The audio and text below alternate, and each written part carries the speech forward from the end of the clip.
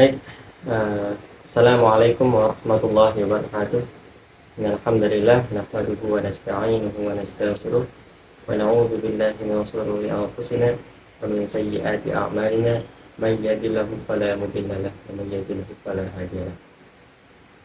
Asyhadu an la ilaha illallah wa asyhadu anna Muhammadan abduhu wa rasuluh.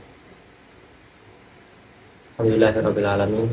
Puji dan syukur kehadirat Allah Subhanahu wa taala yang telah memberikan kita kesempatan dan juga memberikan kita keimanan, memberikan kita kesehatan, dan nikmat-nikmat itu adalah nikmat yang paling penting, yang tadi nikmat keimanan. Dan dengan adanya berbagai nikmat yang telah Allah berikan, kita bisa bertemu di video kali ini. Dan juga salawat serta salam tak lupa kita curahkan kepada Habibana wa Nabiyana Muhammad sallallahu alaihi wasallam, pada keluarganya, pada sahabat-sahabatnya, dan kepada kita selaku umatnya. Semoga kita diberi kesempatan untuk bisa bertemu dan berkumpul dengan Nabi Muhammad, orang yang hanya memikirkan orang lain, hanya memikirkan Islam, hanya memikirkan umatnya. Bagaimana umatnya bisa diampuni oleh Allah, bagaimana umatnya bisa berkembang, bagaimana umatnya bisa kuat. Nabi Muhammad selalu memikirkan itu. Dan beliaulah orang yang hanya memikirkan orang lain saat di hari akhirnya, saat di akhir pembalasan nanti dan di hari penghakiman. Nabi Muhammad adalah orang satu-satunya yang bersama umatnya. Dia orang yang paling sibuk memikirkan orang lain. Di saat mungkin teman-teman kita meninggalkan kita, sahabat-sahabat kita meninggalkan kita, bahkan orang tua kita sendiri mengurus dirinya masing-masing. Tapi Nabi Muhammad SAW, beliau mengurusi orang lain. Semoga kita bisa bertemu dengan orang-orang seperti itu.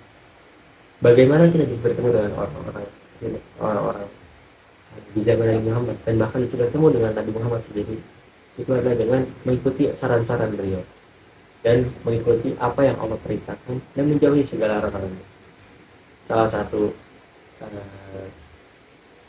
perintah beliau adalah membuat kita menjadi orang yang bertakwa dan mengajak orang lain untuk bertakwa, sehingga terbentuklah generasi yang baik, sejalan dengan tema yang akan saya sampaikan. Tema yang akan saya sampaikan adalah generasi yang seharusnya. Jadi untuk kali ini saya Rizky Aditya akan menyampaikan tentang generasi yang seharusnya. Bagaimana sebuah generasi yang baik. Seperti itu. Jadi generasi itu tidak luput dengan peradaban. Karena secara garis besar generasi adalah orang-orang yang hidup di zaman yang sama, hidup di waktu yang sama, dan sebagian besar informasi yang mereka ketahui itu sama. Kejadian-kejadian besar yang terjadi pada zamannya itu kejadian kemungkinan sama. Itulah yang disebut dengan satu generasi. Dan generasi ini sangat sangat ditentukan dengan orang-orang yang mengisi dan orang-orang yang memimpin. Karena apa? Karena seorang pemimpin itu bisa mempengaruhi orang-orang yang ada di sekitarnya. Jika suatu generasi dipimpin oleh orang-orang yang tidak beriman kepada Allah, maka bisa dipastikan generasi itu tidak akan menjadi maksimal, tidak akan, bahkan bisa menjadi generasi yang buruk. Tapi sebaliknya, jika suatu generasi dipimpin oleh orang-orang yang beriman dan bertakwa kepada Allah, dijamin 100%, maka suatu generasi itu akan menjadi generasi yang sangat indah. Bisa kita ambil contoh generasi yang dipimpin oleh Muhammad Najwa atau Muhammad Al-Fatih. Beliau memimpin suatu generasi Turki Utsmani pada saat itu. Beliau adalah orang yang membebaskan Konstantinopel seperti yang teman-teman tahu, yang membuka banyak mata pada umat Islam.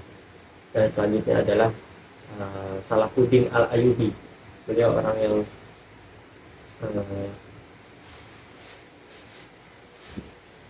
Beliau orang yang membebaskan kota Yerusalem pada saat itu, yang lebih dikenal oleh umat Islam adalah kota Quds, kota Al-Quds.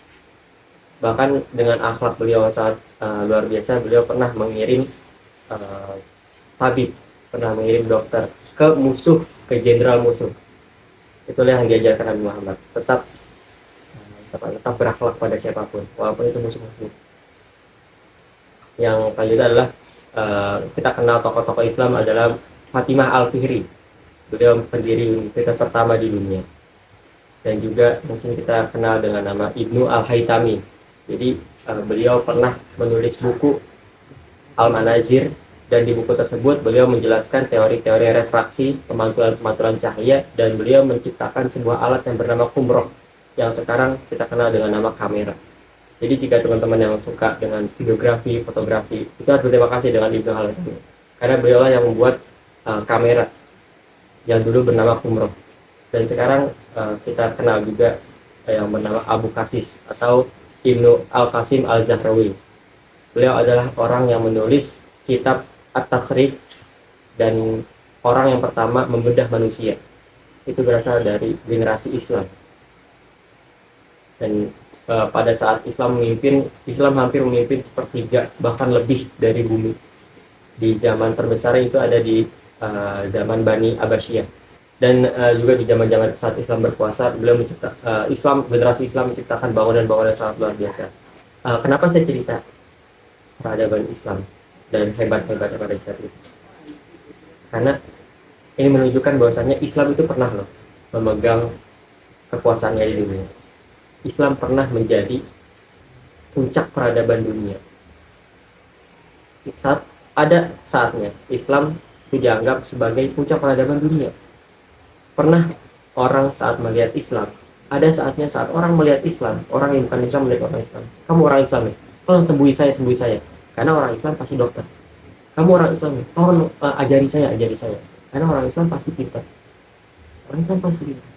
Tapi sekarang sangat berbeda. Kamu orang Islam ya? Sebentar dulu.